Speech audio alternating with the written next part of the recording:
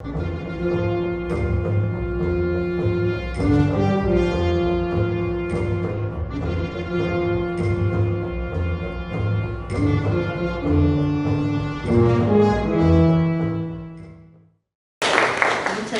Mariflor, por la invitación. La verdad es que me alegra estar aquí, me alegra que exista un seminario dedicado a este tema del neoliberalismo. Lastimosamente no es algo de lo que se hable tanto en la academia, y menos sobre la influencia del neoliberalismo en la academia, en la universidad. Y ese es el tema que yo les traigo hoy. Vale decir que, bueno, voy a hablar desde mi posición de académica precaria. Precaria quiere decir inestable en mi posición en la academia. No quiere decir que no tenga privilegios respecto de otros académicos o respecto de otras personas, pero quiero referir esta situación de la inestabilidad porque desde ahí es que yo estoy mirando, digamos, la universidad, estoy sintiendo, he venido sintiendo a lo largo de muchos años un malestar en la universidad que es como el motivo de mis reflexiones, ¿no? Entonces empecé como con esta inquietud de algo no está bien en la universidad de estos tiempos, ¿no? Y luego comencé a pensarlo como más formalmente y lo que hice es pues echar mano del marco teórico que utilizo para mis líneas de investigación, que justamente tiene que ver con la epistemología feminista y con la teoría de la interculturalidad. Yo diría que esos son los ejes que voy a utilizar para trazar una ruta posible, digamos, en el análisis de la relación entre la universidad y el neoliberalismo. En esa relación generalmente se ha estudiado lo que tiene que ver con la política educativa, ¿no? O sea, la mayor parte de los estudios sobre el neoliberalismo en la universidad están dedicados a los planes de estudio, a la política educativa, a la, digamos, a la eliminación del pensamiento crítico, o sea, lo que tiene que ver con los contenidos en la docencia y en la investigación. Pero poco se ha estudiado, desde mi punto de vista, el ethos neoliberal. Cómo es la dinámica neoliberal, cómo las subjetividades neoliberales habitan los espacios universitarios. De eso no se ha hablado mucho, porque digamos que para abordar lo de la política educativa, pues podemos acceder a todo tipo de documentos, ¿no? Hay un registro documental sobre esos cambios. Pero para estudiar esta cuestión más relacionada con la ética, con las formas de vida en la universidad, pues necesitamos estudios más de carácter antropológico, ¿no? O sea, como etnografías. Y no somos una comunidad que se estudie mucho a sí misma, ¿no? Como que en el mejor de los casos se estudia lo que hacen los egresados, los profesionales de ciertas carreras, a dónde van a parar, ¿no? Después de pasar por las aulas. Pero ¿qué pasa aquí? ¿Qué nos pasa aquí? ¿Cómo nos llevamos? ¿Cómo nos tratamos? ¿Cómo nos agrupamos? ¿No? ¿Cuál es la relación entre docente, alumno, etcétera? Todo eso, no digo que no se ha estudiado, pero dada la situación que desde mi punto de vista es muy delicada, y es delicada desde hace ya varios años, pues es necesario reparar en ello. Ahora, lo que yo les propongo es, digamos, para estudiar esta relación entre la universidad y el neoliberalismo, ampliar un poco la escala para pensar en la contemporaneidad y luego volver a la universidad. ¿Por qué? Porque generalmente se estudia el neoliberalismo como por separado, pero hay otros dos grandes fenómenos que son contemporáneos. Uno de esos es la crisis ambiental, que está, digamos, condensada en el concepto de antropoceno, que si bien es un concepto científico de la geología, pues en ese campo no hay acuerdo, no cuajó, digamos, como concepto científico, y en cambio se ha tomado en las humanidades, es un concepto cultural, es un meme, dice Rosy Braidotti, o sea, ya de todo hablamos del antropoceno, el antropoceno ya está presente incluso en la cultura popular. Entonces la manera de llamarle a la crisis ambiental, a eso que llamamos crisis ambiental, ¿no? Es la manera de llamarle desde la perspectiva de las humanidades, ¿no? Que no se reduce a lo meramente ambiental o a la ecología en el sentido, digamos, clásico. Entonces, está la cuestión del antropoceno y la revolución digital. O sea, son fenómenos contemporáneos al neoliberalismo, que generalmente se estudian por separados. Cada uno de ellos tiene su complejidad, sus recorridos intelectuales, sus, digamos, sus teóricos, sus teóricas, sus preguntas, etc.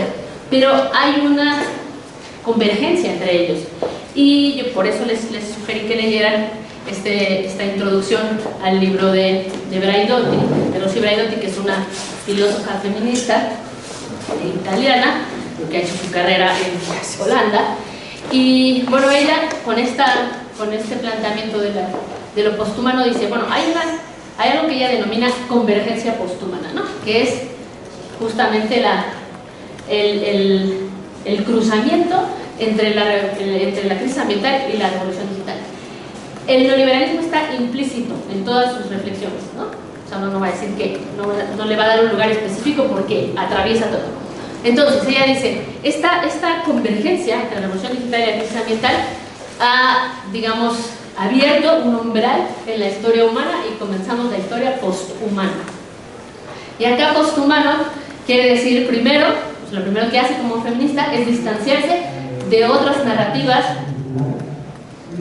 aparentemente similares al posthumanismo, que son más bien relacionadas con el concepto de transhumanismo, que es como toda esta narrativa masculinista del mejoramiento del ser humano a través de las máquinas, ¿no?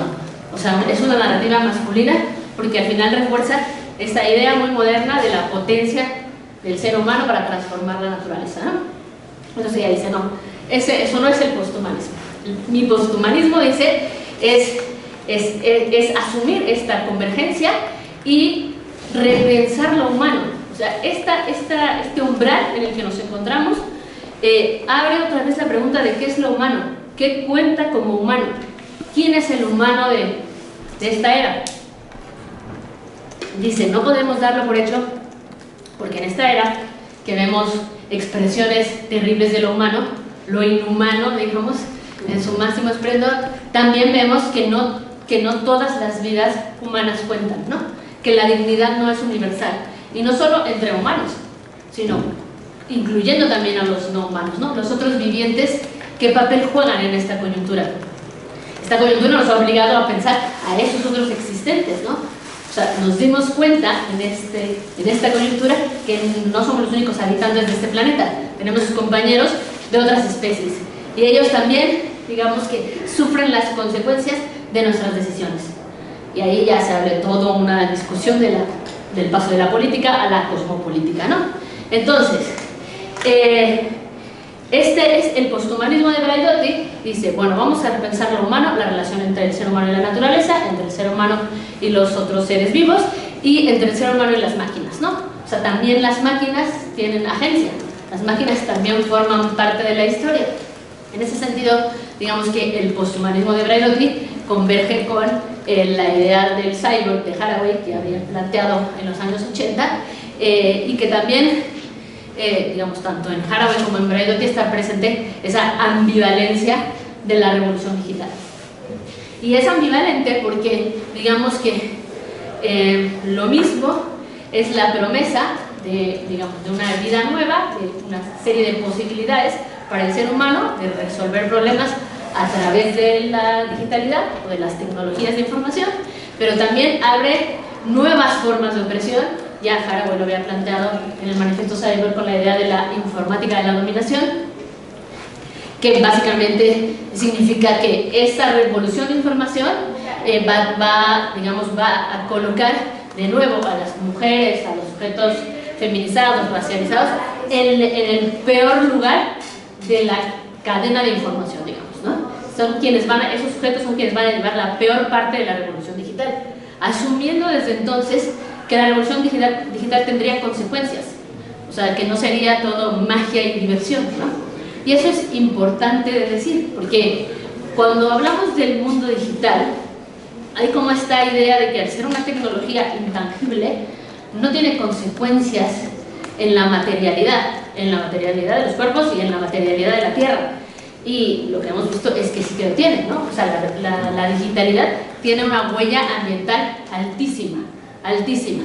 y tiene, por supuesto, una huella en los cuerpos, en la materialidad de los cuerpos, porque hay una diferencia muy grande entre quienes diseñan los dispositivos electrónicos y quienes los maquilan, en qué condiciones lo hacen, o cuáles son las poblaciones afectadas por la basura electrónica. Bueno, en fin, no quiero detenerme mucho en eso, pero también hay otros aspectos de la digitalidad que ponen en crisis al ser humano.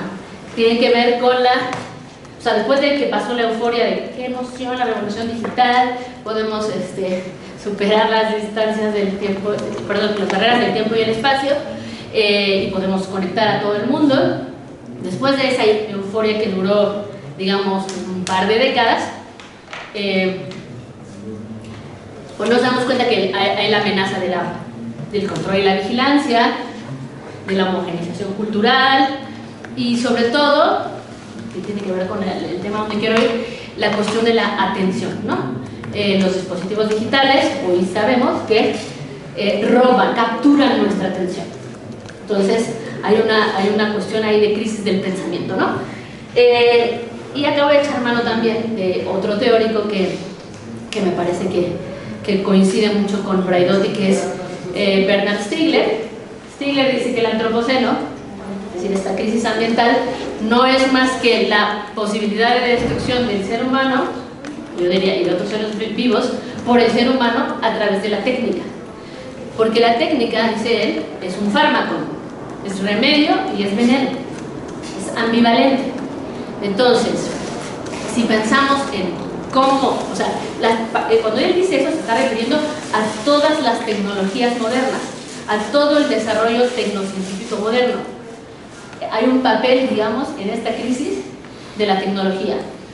Y él dice, la cuestión es que hemos descuidado la tecnología, ¿no?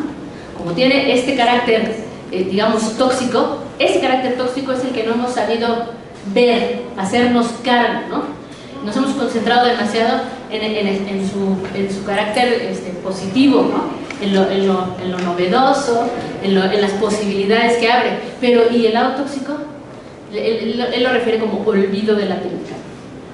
Y si pensamos específicamente en las tecnologías digitales, me parece que todavía las hemos descuidado más, porque son tecnologías que usamos cotidianamente, que han penetrado, digamos, en nuestro cuerpo y ni siquiera tenemos idea de cómo funcionan, a nivel, digamos, de cómo están programadas, ¿no?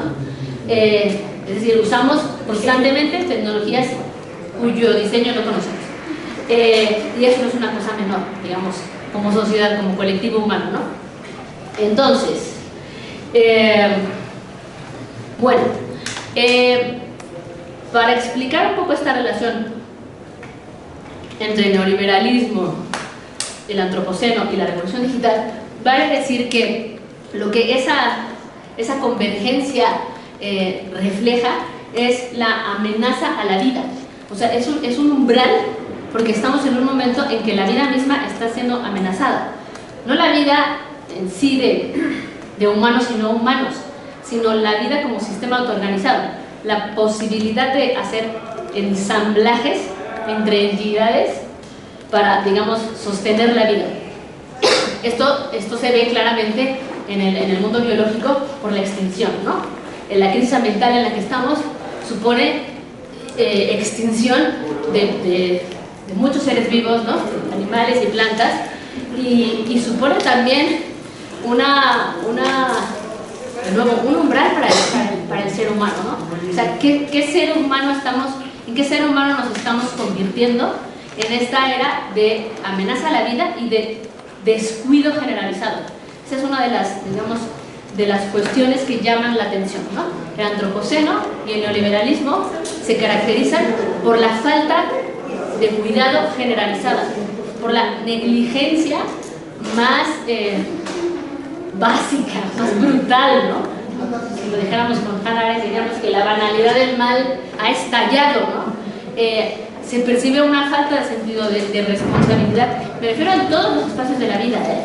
Por eso estoy hablando de eso para decir, la universidad hasta la universidad de hoy tiene que ver con esa coyuntura posthumana, tiene que ver con esa crisis generalizada, que es una crisis de la vida, es una crisis de cuidados. Habitamos espacios que no cuidamos, esperando que funcionen bien, esperando que no haya fallos, esperando que haya paz, que haya armonía, que todo marche bien, pensando que alguien más se va a hacer cargo. Pareciera que no nos concierne el mundo en que vivimos. Y sí que nos concierne, que estamos aquí, somos responsables, corresponsables. Que todo el mundo causó esta debacle, no, hay unos más responsables que otros, diría Bruno Latour, ricos y poderosos, pero todos somos responsables porque aquí habitamos. Esta es nuestra casa. Cuando digo esta es nuestra casa me refiero a este espacio de la universidad y este planeta. Entonces me parecía interesante pensar en esa, ampliar la escala, porque la universidad es un microcosmos, ¿no? Siempre decimos que es un microcosmos, ¿no? Que es, digamos, la versión chiquita de cómo es el mundo más grande. Eso por un lado. Y por el otro, ampliar la escala también vale la pena para salir de lo familiar, de lo personal, de lo local. ¿Por qué? Porque una de las, digamos, de los elementos de esa toxicidad poshumana tiene que ver con que nuestra experiencia está limitada a pequeños espacios. El ser humano de hoy, al ser humano de hoy, le cuesta trabajo pensarse como parte de un mundo más grande. O sea, pensamos que pertenecemos al mundo entendido como esa parcela donde vivimos, la familia a la que pertenecemos, el espacio donde trabajamos, pero no, digamos, que nuestra experiencia se limite a la familiaridad, a lo personal, no nos permite conectar con lo otro, con lo más distante, con las otras especies. Entonces, hay un problema acá ético bastante grande de relación con lo otro y con lo diferente por esa escala en la que vivimos. Y es una paradoja, porque la cultura digital prometía abrirnos al mundo entero, ¿no? Por primera vez íbamos a estar conectados con eso otro que es muy remoto, de lo cual no tenemos idea, pero que sabemos que es otra manera de ser seres humanos. Pues esa promesa, digamos, no se cumplió, y hay que pensar por qué no, por el diseño que tienen las tecnologías. No es un problema de la tecnología digital en sí misma, sino de cómo ha sido programada, y cómo ha sido programada, digamos, en el tiempo, cómo es reprogramada constantemente. Y el asunto de la atención, que yo decía hace un rato, es todo un problema en relación con el pensamiento. Bernard Stiegler dice que el antropoceno, y podríamos decir que el neoliberalismo también lo refleja una crisis de espíritu, dice él, ¿no? Y cuando dice crisis de espíritu se refiere a una crisis del pensamiento y en particular de la razón ilustrada, ¿no? Dice, ese proyecto ilustrado que había prometido liberarnos nos llevó hasta este entuerto, o sea, nos llevó a esa coyuntura por el descuido, digamos, el descuido de la tecnología y de la ciencia. O sea, colectivamente no hemos fiscalizado la actividad tecnocientífica. Nos hemos contentado con los desarrollos tecnológicos y los hemos aceptado sin reparar en las consecuencias que tienen para humanos y no humanos esa forma de hacer ciencia y esa forma de hacer tecnología. ¿Hasta aquí vamos bien? Bueno, entonces, crisis del pensamiento. A mí me parece que sí que es una crisis del pensamiento, no solo de la razón ilustrada, que sí, está claro que sí, pero del pensamiento mismo, o sea, de la capacidad de pensar. Y ahí hay que reparar en qué entendemos por pensar, ¿no? Y lo que yo, digamos, alcanzo a ver es que el pensamiento mismo también es un fármaco, también es remedio y veneno. Tiene ese carácter ambivalente. Es remedio cuando lo significamos, digamos, en su raíz etimológica, no de pensare, sino de cogitare, que es la misma raíz etimológica de cuidar. Si entendemos pensar como atender, y atender quiere decir poner la mente en algo y cuidar. Si entendemos el pensamiento de esa manera, digamos, eso lo hace virtuoso. Pero si entendemos el pensamiento en su raíz de pensare, que quiere decir pesar o calcular, deviene tóxico. Y esta segunda forma de entender el pensamiento es la que ha dominado la ciencia y la tecnología, ¿no?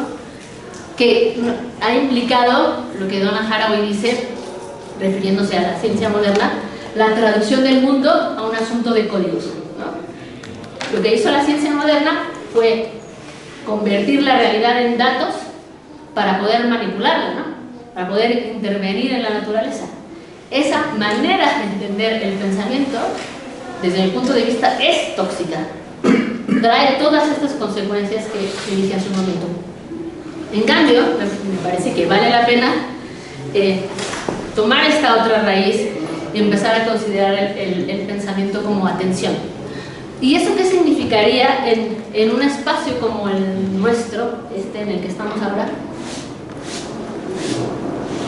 Que se supone que está dedicado al pensamiento, ¿no?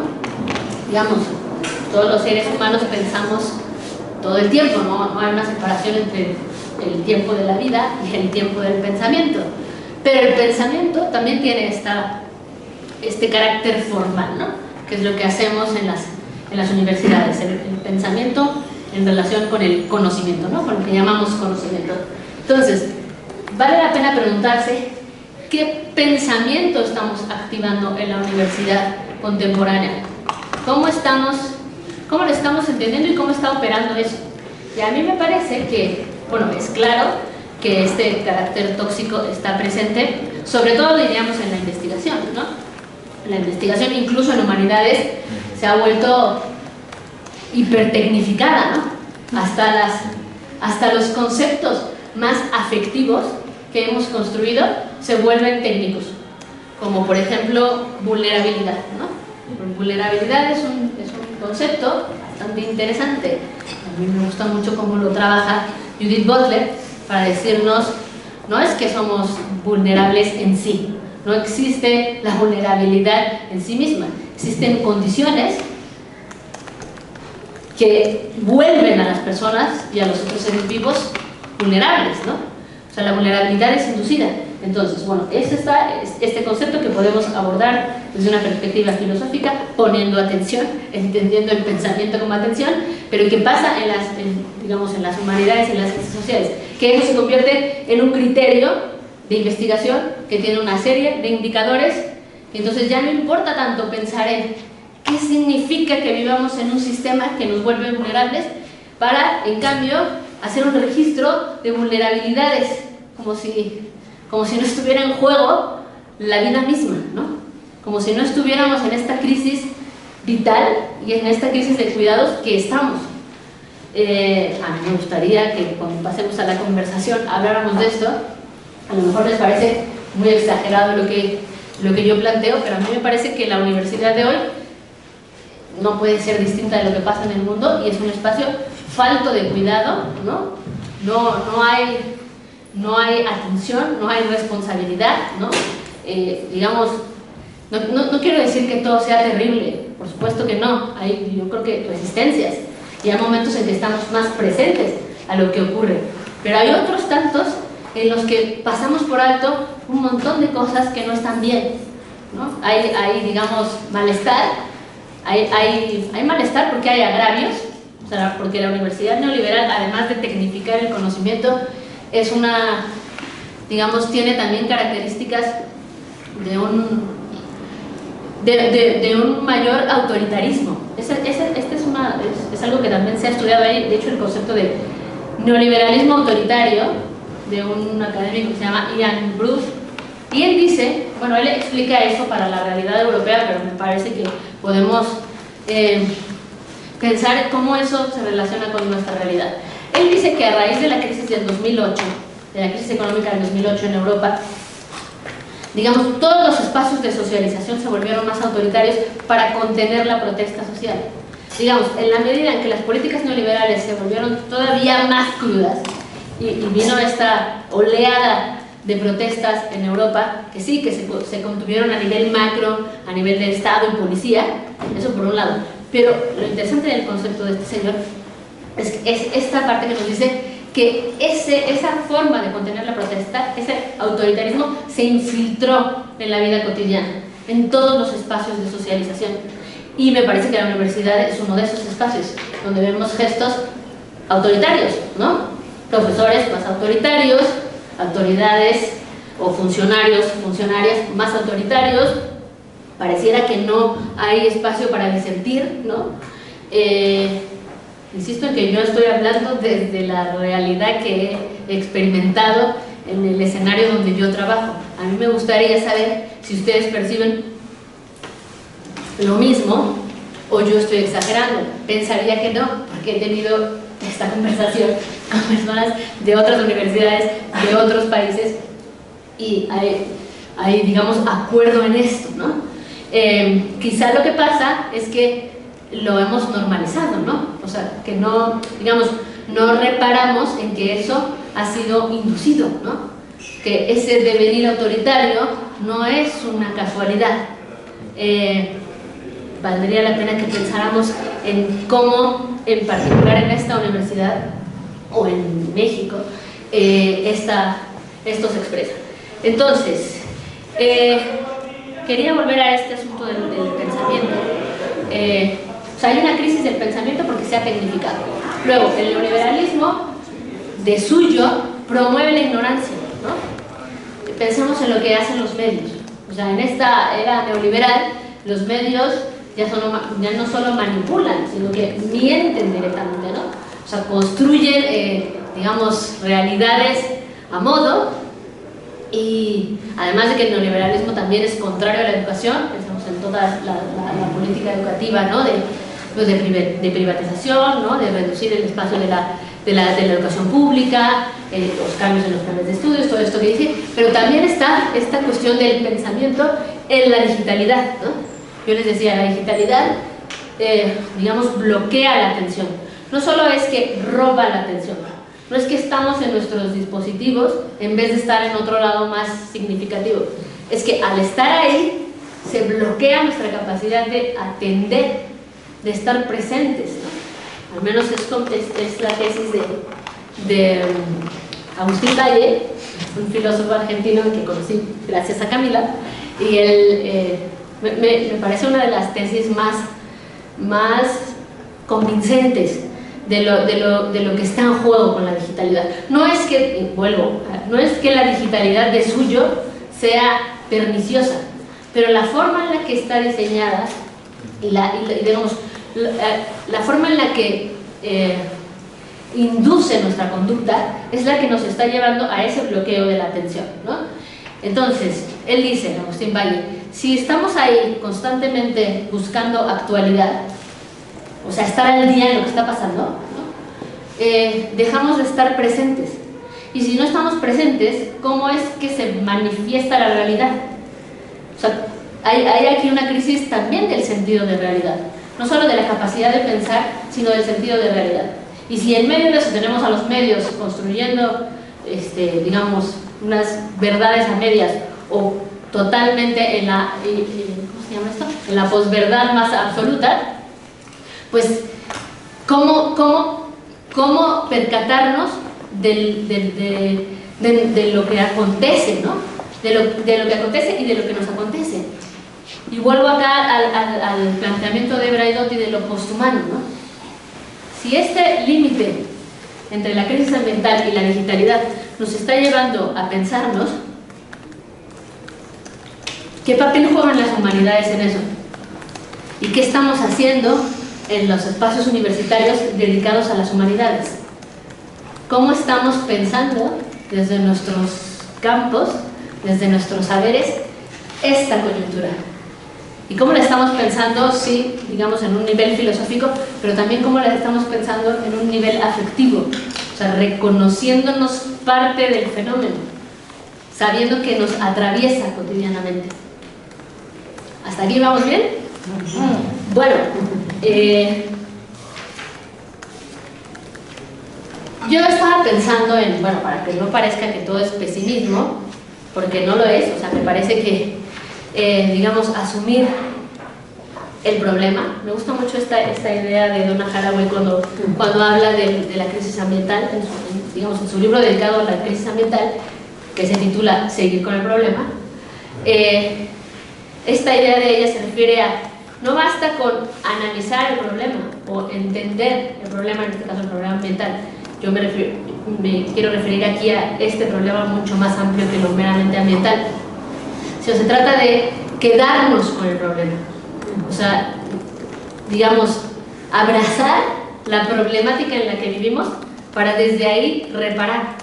Y a mí me parece, salvo su mejor opinión, que la universidad es un espacio dañado. No podría no serlo si es parte de este mundo, de esta contemporaneidad caótica, crítica. La universidad es un espacio dañado porque hay una ruptura en el tejido, ¿no?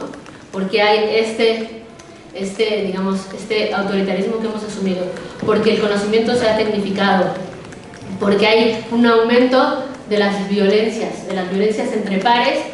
Quizá justo la parte de este escenario crítico que más se ha estudiado en los últimos años en la universidad es la violencia de género. Esa sí que se ha estudiado muchísimo. Incluso en redes internacionales de académicas feministas son las que, digamos, han hecho una labor titánica, creo yo, para documentar cómo están operando esas violencias, para desarrollar los protocolos de género y activar las unidades de género que hoy son, digamos, una regla para toda universidad debe tener una unidad de género y un protocolo de género. Pero y luego, ¿cómo eso opera? O sea, no basta con tener el protocolo de género y la unidad de género. ¿Cómo opera la justicia en esos términos? Y ahí es donde volvemos a la crisis. La universidad, esta universidad en particular, desde mi punto de vista, es una de las que menos ha hecho justicia en materia de violencia de género, a pesar de que existen los protocolos y que existen las unidades de género. Hay mucha impunidad y podríamos pensar en otros delitos o en otras conductas inadecuadas. Entonces, hay falta de cuidado, hay una falta de cuidado generalizada que nos parece a veces normal, ¿no? No reparamos en que no está bien y que es una responsabilidad colectiva. Pues tampoco se trata de señalar a tal o cual persona. Esto es un espacio que compartimos y que tendríamos que sostener colectivamente. Pero es que ni siquiera hablamos de eso, de qué hacemos para que la universidad marche bien, para que no, para que no haya desigualdades, para que no haya violencia, para que no haya injusticia, para que las personas que habitamos aquí podamos florecer, ¿no? Para que quienes trabajamos aquí podemos hacerlo en buenas condiciones, para que quienes estudian aquí pues ejerzan su derecho a la educación superior de calidad, en fin. Entonces, pensando en cómo liberar a la universidad de la captura neoliberal, me parece que, bueno, primero hay que asumir que sí que hay resistencias, ¿no? Yo, digamos, les planteo este panorama que no significa que no haya, digamos, que todos y todas plenamente estemos, digamos, absorbidos por ese panorama, ¿no? Sí que hay resistencias de muchos tipos, resistencias intelectuales, resistencias afectivas, resistencias políticas, claro que las hay, pero para intentar pensarlo de una manera todavía más formal, todavía más integral, todavía más ordenada, más grande, más potente, a mí se me ocurría que podíamos tomar este concepto de Félix Guattari de ecosofía, ¿no? Félix Guattari en los años 80 hizo sus reflexiones sobre la cuestión ambiental y él dijo, bueno, es que no se puede estudiar la crisis ecológica desde el punto de vista de la ecología tradicional, ¿no? Tenemos que pensar que cuando hablamos de ecología hay como al menos tres dimensiones de la ecología sí ambiental, la ecología social, que es cómo nos organizamos, y la ecología mental, ¿no? Con qué marcos intelectuales pensamos los afectos que están en juego y la construcción de las subjetividades, ¿no? Él hace mucho más énfasis en esta cuestión de la ecología mental. Y luego habla de tal cosa como la ecosofía. Y la ecosofía, dice, más parecida a la filosofía que a la ecología. Esa ecosofía guattariana no es otra cosa que una filosofía política del habitar. Filosofía política del habitar. No solo filosofía del habitar, no solo es vamos a reflexionar sobre cómo estamos habitando, ¿no? Sino vamos a pensar en cómo empujar un proyecto que pueda llevarnos a un mejor habitar los espacios, ¿no? Para habitarlos de mejor manera, eso quiere decir de modo más sostenible, ¿no? Más sostenible ambientalmente, de modo, digamos, más justo para humanos y no humanos. Y aquí habrá que pensar también que en estos espacios, que aparentemente son meramente humanos, también hay otros seres vivos. En este campus habitan un sinfín de bichos, otros seres vivos que son nuestros compañeros de mundo y de este hábitat en específico. Entonces, ¿cómo articular tal cosa como una filosofía política del habitar la universidad neoliberalizada? Esta filosofía política del habitar la universidad no puede ser abstracta o idealista, tiene que ser situada, encarnada, ¿no? Y ahí se me ocurre que esa filosofía requiere de esta herramienta de investigación, acción y compromiso político que es la cartografía, ¿no? Entonces, valdría la pena, creo yo, esa es mi invitación para ustedes, hacer una cartografía encarnada del malestar en la universidad. Necesitamos politizar el malestar en la universidad. ¿Y qué produce el malestar? Pues por un lado los agravios, ¿no? Yo creo que todas las personas que estamos aquí tenemos alguna historia de algo que nos pasó en la universidad. Algo malo nos pasó aquí. Y ubicamos a los perpetradores, ¿no? Y no solo los agravios, sino también las frustraciones. O sea, que las cosas no marchen como deberían, genera mucha frustración. Yo creo que los estudiantes, las estudiantes tienen muchas historias de cómo llegaron aquí con una ilusión y de pronto esa ilusión se vino abajo, ¿no? No era lo que esperaba, no me atrapa, siento que no tiene que ver conmigo. Bueno, en fin, hay muchas historias, ¿no?, que pueden contar los estudiantes. Los docentes, las docentes, yo he tenido esta conversación con colegas de ¿qué está pasando? No podemos ya dar clase. Hay una dificultad en impartir cátedra, particularmente a la generación centennial, con todo respeto. Algo está pasando y no estamos sabiendo acomodarlo. Pero es que ni siquiera hablamos mucho de esto. Entonces, por ahí va mi propuesta. No quisiera acaparar la palabra, más que traerles una investigación acabada. Lo que traía yo era pues esta intuición, estos trazos ahí muy generales sobre cómo yo estoy, digamos, abordando el tema, y qué podríamos hacer en el entendido de que, insisto, que este espacio es nuestra responsabilidad y que no podemos darlo por perdido, porque hay otras posturas más radicales que dicen, no, ya la universidad que desaparezca, ¿no? Ya está tan desconectada del mundo que no, tal vez ya ni siquiera vale la pena apostar por ella. Yo creo que sí, o sea, justo tenemos que hacernos cargo de este espacio que habitamos, porque, digamos, es el espacio donde nos desenvolvemos, donde se construye nuestra subjetividad. No es cualquier espacio, es un espacio donde pasamos mucho tiempo, ¿no? Donde están, digamos, plasmados nuestros sueños, nuestra vida profesional, nuestra vida afectiva, en fin, no es un lugar, ¿no? La universidad es todo lo contrario de eso, o tendría que serlo.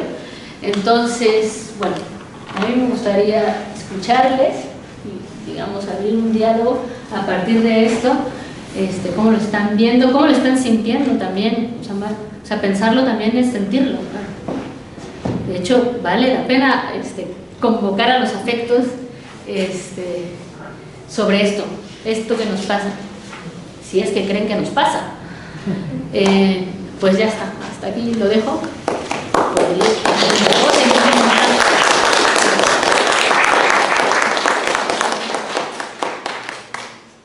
Bueno, pues ahora, Vero, dígame. Vamos a pasar entonces a las preguntas. ¿Sí? ¿A ti cómo te parece? ¿Que una pregunta y la contestas, o que hacemos un grupito de 3 y luego contestas las 3? ¿O prefieres una y una? No sé cómo lo hacen normalmente. Cada quien prefiere lo que quiere. Pues bueno, vamos uno por uno si quieren. Uno por uno, ya vas. A ver, allá los dos compañeros y luego... Bueno, ahí van levantando la mano. Ok. Bueno, muchas gracias. Muy iluminador, la verdad. Estoy de acuerdo contigo en todo.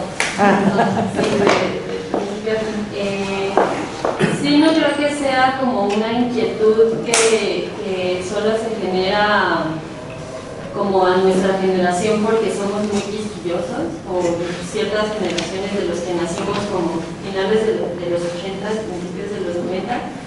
Sí veo que es algo generalizado, pero creo justo lo que estabas mencionando de esta idea del ser autoritario, de la idea de pensar como, no como esta idea de atender lo externo, ajeno a mí. Esta como incapacidad de sentir, no solo hablar como de empatía, sino de sentir como esta responsabilidad afectiva con los que conoces y los que no conoces. Y creo que, por ejemplo, ahorita que hablabas de la idea del autoritarismo, mencionabas a profesores, mencionabas a funcionarios administrativos, pero creo que también se da, por ejemplo, en el alumnado. Es bien común ver actitudes autoritarias, porque el autoritarismo no necesariamente lo da una figura, lo hace una figura autoritaria, digo, de autoridad. Entonces, si es en todos lados, creo que no es cuestión de edades. Sí, estoy segurísima que es cuestión de educación en el sentido más simple y llano de la palabra, de lo que te enseñan en tu casa y lo que te enseñan en la escuela. Pero sí estoy viendo mucho esta idea en varias conversaciones que hemos tenido, sobre todo, por ejemplo, cuando Javier dio su exposición, su clase,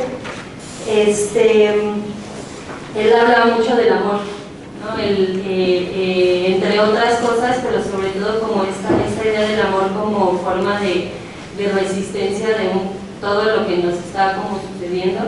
Y creo que pensar como recordar el amor como sentir la necesidad de que el otro esté bien, y ya dejar de lado que, insisto, te conozco o no te conozcan, ¿no? Entonces creo que eso se está dejando muy de lado. Igual viene de las casas, igual también viene de las escuelas.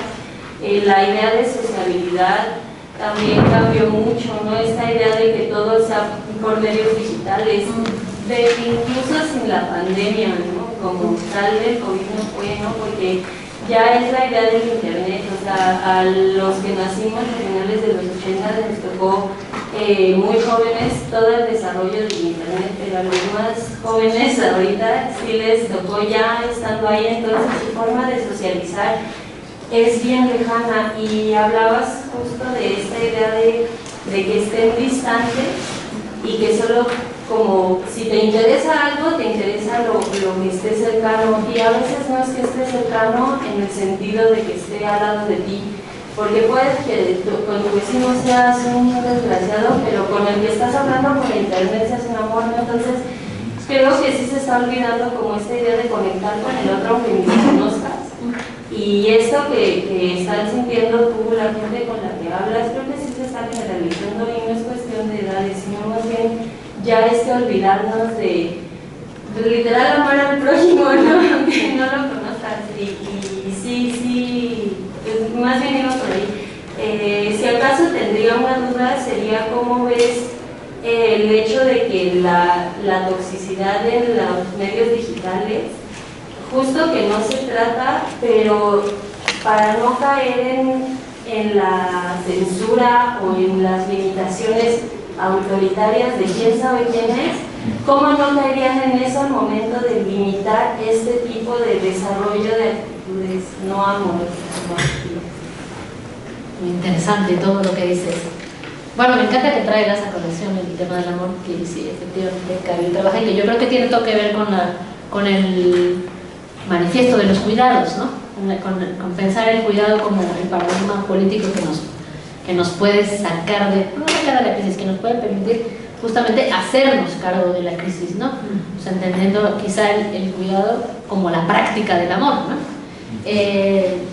Y lo que dices de la digitalidad, sí, o sea, eso es o sea, lo que nos está pasando con los objetos técnicos, dice Stigler, que la vida merezca ser vivida depende de nuestra relación con los objetos técnicos.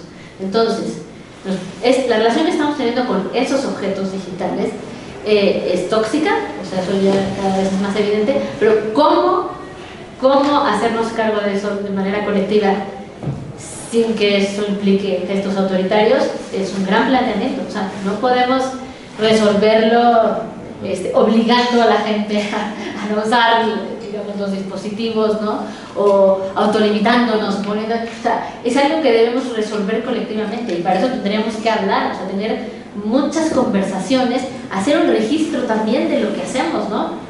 Yo doy una clase de cibercultura y cuando les pongo a mis estudiantes a hacer una bitácora de lo que hacen, ¿qué hicieron en internet? O sea, cuando estuvieron, ¿qué hicieron y cómo se sintieron? No les gusta nada, se incomodan, ¿no? Identifican es que tuve ansiedad, es que eso te está pasando, ¿no? Todos los días te está pasando eso. Ahora, si reparas en que eso te está pasando, quizá puedes tomar otras decisiones, ¿no? Entonces, bueno, no sé si respondí tu inquietud, pero gracias por el comentario. Yo quisiera saber qué has pensado respecto a la falta de atención hecha por la tecnología y el compromiso político. La relación de estas dos me interesa mucho porque para el compromiso político necesitas atención para que no se te olvide sobre qué estás hablando y memoria. Sí. ¿Cómo ves esa relación tecnológica con el compromiso político que según yo son necesarios? Es que no sé si estoy entendiendo. O sea, sí, ¿hasta qué punto la tecnología o esta parte de ruptura con la atención a partir de la tecnología afecta el compromiso político, no de los jóvenes, sino de todos? Ahora, es que yo diría que no solo afecta el compromiso político, afecta nuestra condición existencial. O sea, si no estamos presentes, es como si no viviéramos plenamente, ¿no? O sea, creo que el problema no solo, o sea, que sí, por supuesto tiene que ver con la cuestión política, ¿no? Con cómo nos conducimos, cómo nos relacionamos, cómo tramamos, pero digamos que es un problema todavía más grave que eso, ¿no? O sea, es un problema, digamos, existencial en el sentido más amplio. Luego también tiene sus cuestiones políticas, y ahí habría que pensar cómo, o sea, si es posible con estas tecnologías tramar.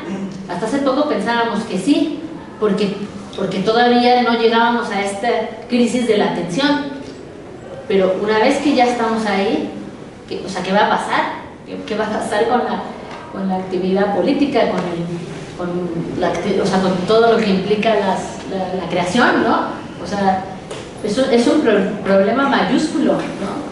No estar presentes, o sea, imaginemos todas las consecuencias, o sea, justo, esto no pasa plenamente, si pasara plenamente ya no estaríamos aquí, pero el asunto es grave, o sea, puede incrementarse, puede, digamos, volverse todavía más tóxico, Todavía no llegamos al nivel más tóxico de eso. Por eso es un buen punto, mientras todavía tenemos algo de atención y algo de presencia, hablarlo, ¿no? Imaginar cómo podríamos hacernos cargo de esas tecnologías, cómo podríamos reorientarlas. Pero eso es algo que tenemos que hacer colectivamente. No lo puede hacer solo un grupo, o solo una entidad, o una institución, o una figura de autoridad. No tengo la respuesta de cómo. Solo sé que tiene que ser en colectivo, ¿no? Y, digamos, acordarlo, ¿no? ¿Qué más? ¿Camila? Sí, gracias. Pues Vero, como siempre es un gusto escucharte. También rompe el corazón en un sentido, ¿no?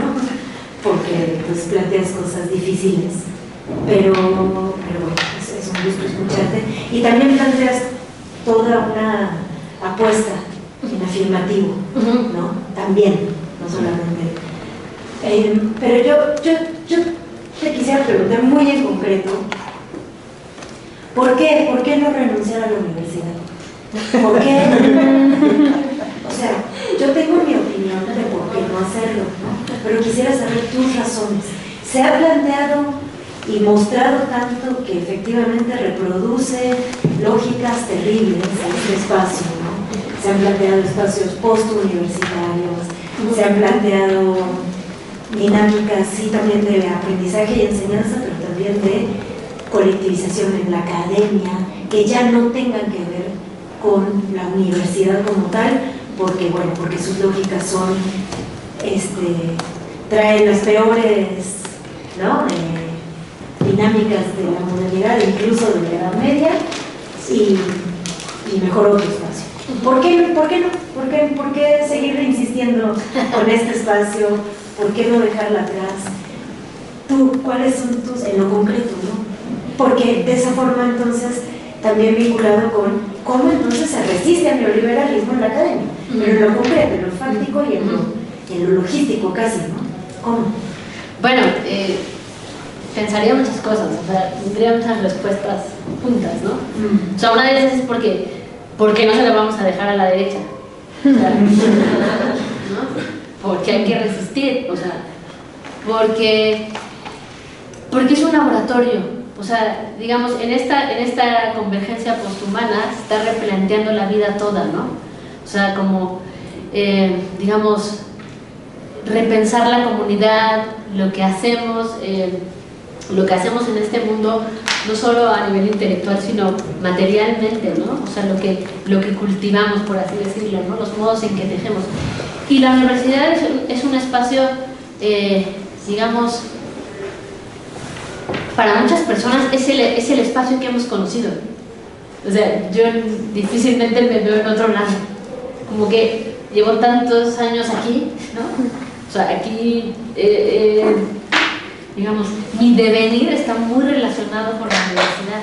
Todavía no estoy lista para abandonar la universidad, porque también es el espacio en el que yo he militado. O sea, en el que he entendido mi actividad política. O sea, yo soy simpatizante de muchas causas, pero donde puedo canalizar lo que pienso y la forma en la que entiendo el mundo, y donde creo que hago una diferencia, es aquí. O sea, digamos, mi militancia está muy asociada con mi práctica docente. Por eso diría que sí, que quiero seguir, porque... pues por eso, por la cuestión del compromiso político que se decía ahí. ¿Por qué? Porque vale la pena también hackear algo tan grande como la universidad, ¿no? Tan grande y con una historia tan larga, ¿no? Que sí podríamos decir, bueno, históricamente ha sido conservadora, sí, es verdad, pero también ha habido un papel fundamental en las disidencias, en el mundo en general y en la universidad en particular. O sea, la universidad seguiría siendo la misma si no fuera por la gente crítica y disidente, ¿no? Que está ahí insistiendo en que hay otra manera de hacer las cosas. Entonces, yo sí creo que otra universidad es posible.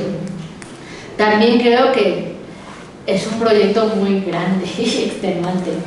O sea, no sé si lo lograremos, pero creo que vale la pena, ¿no? Sí creo que vale la pena. Porque también es un espacio de convivencia intergeneracional. Y a mí me parece que la cuestión de la intergeneracionalidad es fundamental para un mundo más intercultural. O sea, la diferencia de edad es algo, es una potencia, y este es un espacio como típicamente intergeneracional, ¿no? No sé, esas serían las respuestas que se me ocurren ahora. Seguramente después voy a pensar, ay, también está esto, el otro contexto. Pero, ahora me di la palabra. Oye, pues muchas gracias. Sí, como han dicho todos los compañeros, nos dejas inquietas y con una tarea muy grande. Yo te quiero preguntar algunas cosas, comentar otras y bueno, ya algo más. En primer lugar, tú dices que tu experiencia tiene que ver, que lo que dijiste tiene que ver con tu experiencia de donde trabajas. Pero yo sé, y no es balcón, porque es público, que también trabajaste aquí.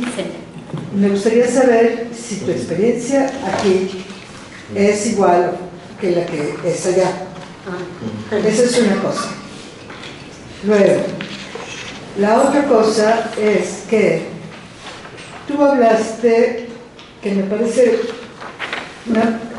el eje, digamos, o uno de los ejes de tu exposición, que además tiene una venta muy hermosa, esto que dices que dicen del olvido del ser, no del olvido del ser, sino del olvido ¿de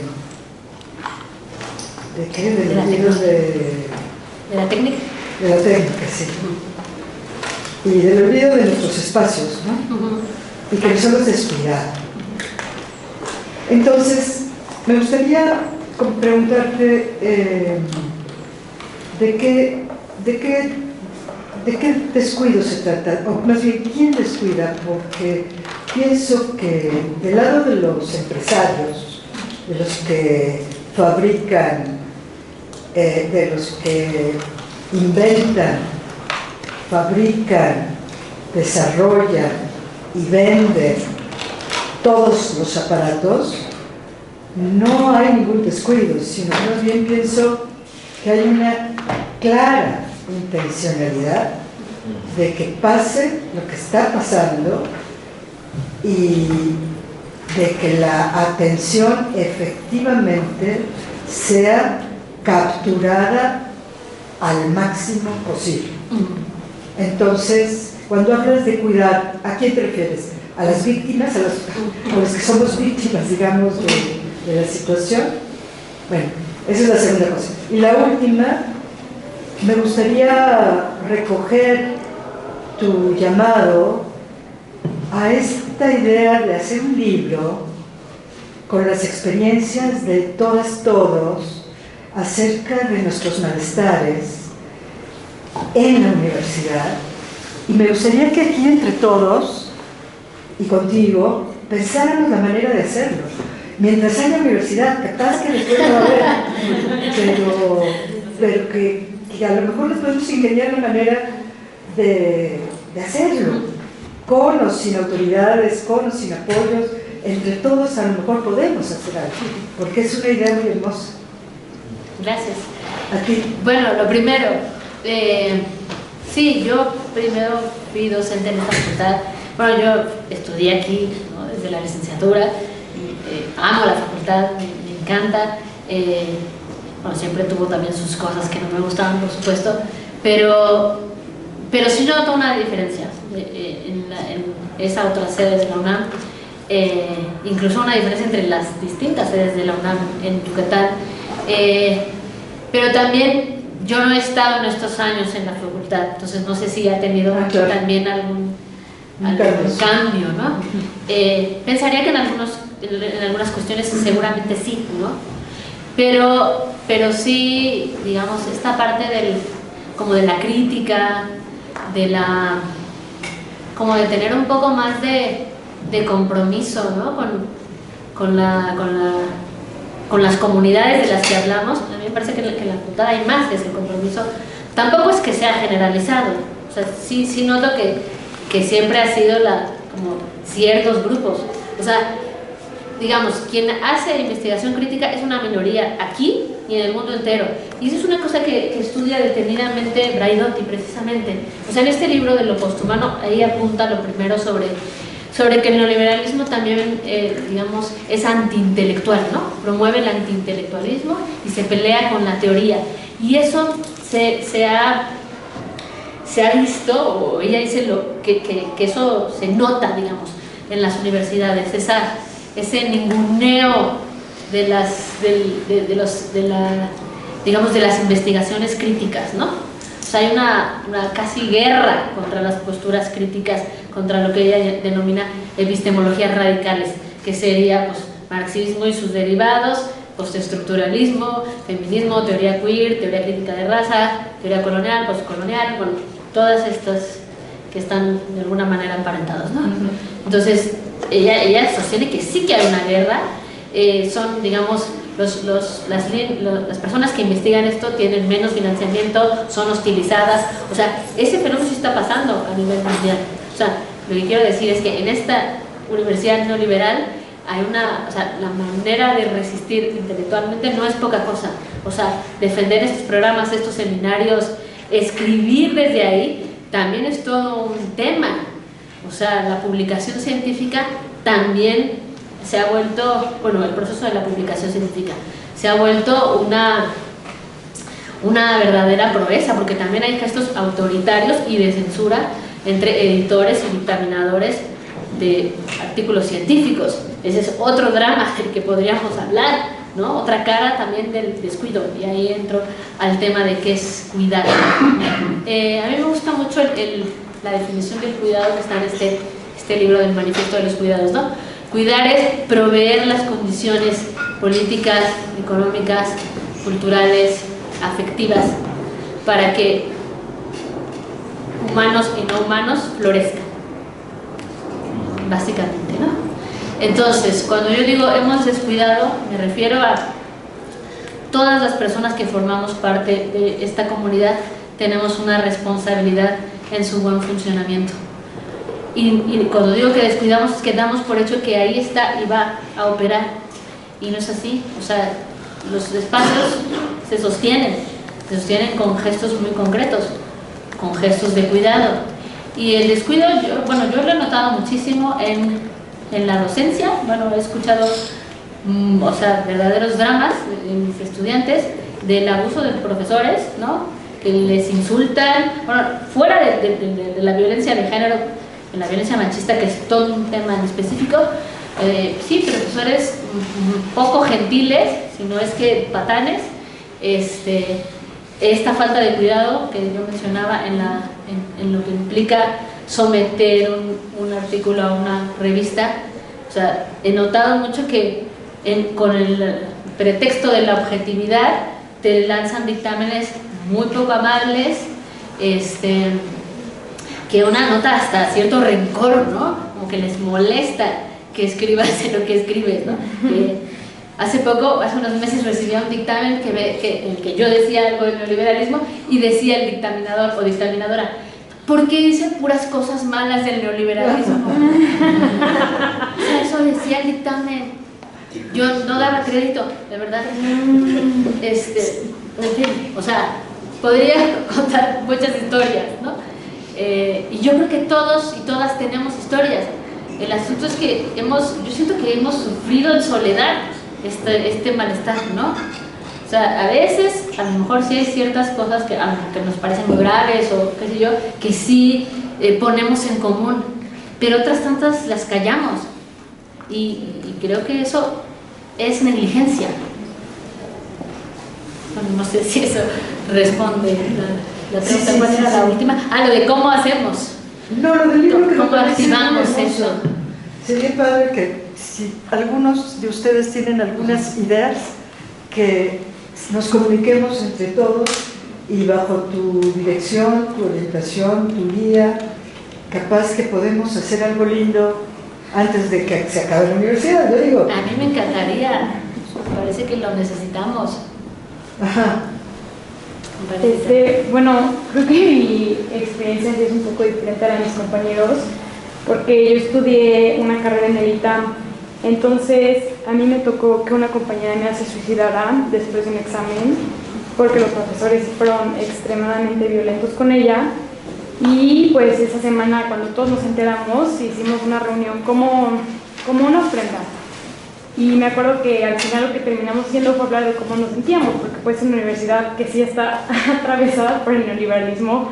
Entonces, recuerdo que todos pudimos expresar pues los problemas que había, pues de depresión, de suicidios, de ansiedad, y pues cómo eso se relacionaba intrínsecamente con lo académico, porque no había en el ITAM ningún sistema de cuidados. De hecho tenían como psicólogas y te cobraban 600 pesos cada sesión. Entonces lo que me llama la atención es que lo que nosotros logramos como generación fue como un sistema de cuidados que les va a dar risa. O sea, es como no podíamos tener un examen final después de durante la última semana de clases.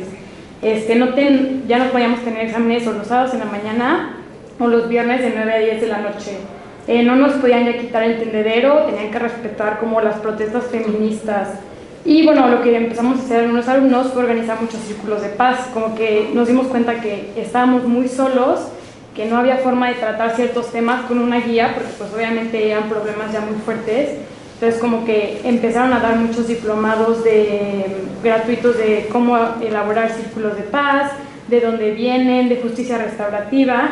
Y también un poco lo que hicimos fue como exigirle a la universidad, que también pues, es algo mínimo, como todos los comunicados que sean elaborados con lenguaje incluyente. Y la verdad es que, o sea, los itamitas sí se quejan mucho, entonces como que eso nos funcionó. Y también hicimos como muchos grupos de redes de apuntes, o sea, todos donábamos libros que ya teníamos, y también hacíamos como carpetas en Drive para compartir nuestros apuntes, porque lo que hacían los profesores es decir como, solo 4 de ustedes van a pasar la clase. Entonces como que mi meta así cuando terminé esa carrera, como si el profesor dice eso, yo me voy a hacer cargo de que todos mis compañeros pasen la materia, nada más el coraje que me da que se pare y nos diga esto. Entonces creo que lo que más funcionó fueron los círculos de paz. Y no sé, yo la verdad no he visto mucho aquí en la UNAM, porque pues tampoco paso mucho tiempo en esta universidad, pero sí fue algo que nos ayudó mucho para sanarlo. Y algo que sí me llama la atención es que las nuevas generaciones, como mi hermana, ya ni siquiera saben que esto pasó. O sea, como que ellos dan por sentado que, o sea, todos estos cuidados que construimos, y como que ya nos esfuerzan por construir más, o incluso pues darles pie a que continúen. Muchas gracias por este testimonio. Bueno, ahí está, ¿no? El asunto de la falta de cuidado y la potencia que tiene el colectivo, ¿no? O sea, si politizamos el malestar, podemos hacer algo, ¿no? O sea, digamos, se nota ahí digamos, el poder de lo colectivo, ¿no? Y la incidencia que se puede tener en las instituciones. No es una cosa menor, o sea, me parece como muy elocuente de lo que podemos hacer si reparamos en eso que nos pasa, ¿no? Si nos detenemos y decimos, esto no está bien. O sea, no hay manera de justificar este proceder de profesores o de autoridades y tal, ¿no? Y bueno, lo del suicidio ya, o sea, me parece ya el nivel máximo de esto, ¿no? Y justo cuando lo mencionaste me acordé que en la INES, en la sede de la UNAM de Yucatán, donde están las clases de licenciatura, bueno, pocas veces hay, digamos, manifestaciones de los estudiantes, casi no hay pintas, o sea, hay mucho control sobre lo que pueden comunicar y lo que no. Y en alguna semana hicieron una catarsis y pusieron así un montón de cartulinas ahí con leyendas de todo tipo, muchas de ellas muy en tono afirmativo de lo que tendría que ser la universidad, de cómo debíamos entender el conocimiento. O sea, eran mensajes en su mayoría muy bonitos, como, insisto, en afirmativo. Pero había uno, justo afuera del salón donde yo tenía clase, que decía, cuando pensé en suicidarme, pensé en hacerlo en la ENES, o sea, en la universidad. Entonces me quedé helada, ¿no? Y además lo pusieron justo un día antes de un evento que iba a haber de la SEP, o sea, iban a venir autoridades y un montón de gente, ¿no? Y pasaban así las autoridades, se detenían, volteaban a ver el letrero y seguían su camino, ¿no? Yo por lo menos hablé de eso en clase, ¿no? O sea, en clase le dije, ¿qué está pasando? Hablemos de esto, ¿no? Pero eso, o sea, como está tan normalizada la violencia que, en fin, no cuidamos. ¿Qué más? Ahí los compañeros. A ver, allá atrás y luego acá. Sí, bueno, lo mío no es tanto como el lado en sí, sino que justo uno de los problemas y malestares que yo soy de historia, de la licenciatura de historia, es que perdimos todo diálogo con la gente, o sea, nuestra disciplina está completamente desligada de la gente en general, de cualquiera que no sea miembro de nuestra academia, porque usamos, o sea, se nos exige un lenguaje súper especializado, investigaciones muy críticas, sí, pero muy cerradas. Entonces, cuando no cumplimos esos requisitos, nuestros trabajos suelen ser catalogados como deficientes o improductivos o acríticos, y es un problema porque hay una cosa, siendo que hemos sido reemplazados los historiadores en las redes sociales por completo, o sea, las personas que hablan de historia muchas veces no son historiadores, y no es que se necesite el título para hablar de una historia. El problema es que a veces sí se alimentan muchas historias acríticas o versiones, ¿cómo decirlo? No constatadas, no hay una investigación de fondo, simplemente es como son más opiniones que una investigación, y ese es un problema porque se empieza, o sea, poco a poco perdemos la historia crítica y empezamos a creer como una historia popular de masas de como cada quien entiende lo que quiere, cada quien va a creer lo que quiere, ¿no? Y siendo que es un problema, actualmente nuestro plan de estudio ya lo están cambiando, ya después de 25 años nos hubo cambios, y se está proponiendo eso, ¿no? ¿De qué manera los historiadores lo vamos a acercar? Pero no sé si pasa con otras disciplinas que se sienten desligadas, o sea, a mí me cuesta mucho, yo me dedico a historia del arte, acercar los temas de historia del arte de otra persona, porque a veces es tan complicado hablar de la técnica que no sé qué, la pincelada, el escorzo y no sé qué, y personalmente me cuesta trabajo no diluirlo, sino hacerlo comprensible. ¿Cómo le explico a alguien que es un plano ortogonal sin hacer que le duele la cabeza? Bueno, ese es otro tema, ¿no? El de la especialización, ¿no? Y del lenguaje académico tan distanciado del lenguaje popular, es un modo de elitizar el conocimiento, ¿no? De no ponerlo al servicio de las comunidades. Eso es otra cosa que tenemos que hablar, ¿no? O sea, ¿cuáles han sido las consecuencias de alimentar esa manera de hacer ciencia, ¿no? Y el, digamos, el límite que tiene esa manera de hacerla con esta tecnificación que yo decía, ¿no? Con esta hipertecnificación que, digamos, que empieza con la ciencia moderna y cómo se exagera en la era neoliberal, ¿no? Es algo que sí, que tenemos que, de lo que tenemos que hablar, ¿no? Es que no sé cómo, ni siquiera cómo plantearlo, ¿no? Pero a mí me parece que eso tiene que ver con una deuda histórica que tenemos también con la sociedad y con el mundo social del que supuestamente hablamos y que supuestamente nos interesa y al cual analizamos para tener un cierto nivel de incidencia en él, ¿no? ¿Cómo se puede hacer eso si tenemos ese lenguaje hiperespecializado, ¿no? Que solo permite una conversación entre muy pocos? ¿Qué sentido tiene eso, no? ¿Y qué dice de las comunidades, de nuestras comunidades de conocimiento, eso, ¿no? Esa forma de proceder? Ahí hay una falta de cuidado también. Parece que por ahí también podríamos encontrar una expresión de falta de cuidado que se esconde, digamos, en la tecnificación del conocimiento, ¿no? Bueno, hola. Yo quería hacer un comentario porque justo se me hizo re chido la propuesta del cuidado, porque es una propuesta que acababa de leer en un libro que ando todavía echando el ojo, que se llama Cómo no hacer nada, y es cómo resistirse a la economía de la atención, de una artista gringa que está en San Francisco, pues en la cuna, ¿no?, de toda la economía de la atención, y que entonces ella intenta dar propuestas para resistirse a esta onda de las redes sociales apabulantes, ¿no? Y una de estas herramientas que ella propone pues viene justo del cuidado, y del cuidado que ya se da muchas veces en el mundo, ¿no? O sea, ella da un ejemplo, por ejemplo, de ahí en San Francisco, de un parque, una rosadera, un lugar de rosas, y que la gente del barrio, particularmente las mujeres del barrio, son las que llevan como 50 años cuidando las rosas, ¿no? Y se les da una plaquita cada año a una mujer relevante del barrio y en San Francisco, que es como muy cuidadora en general de la gente del barrio, y como que eso es algo que he estado pensando, y ahorita donde ando viviendo en Tepito y tiene la casa de ustedes, me cambié, y ayer fue día de San Juditas, y se me hace bien chido, que es un barrio muy hostil para la mayoría de la gente, y ayer dan comida a todos los peregrinos, ¿no?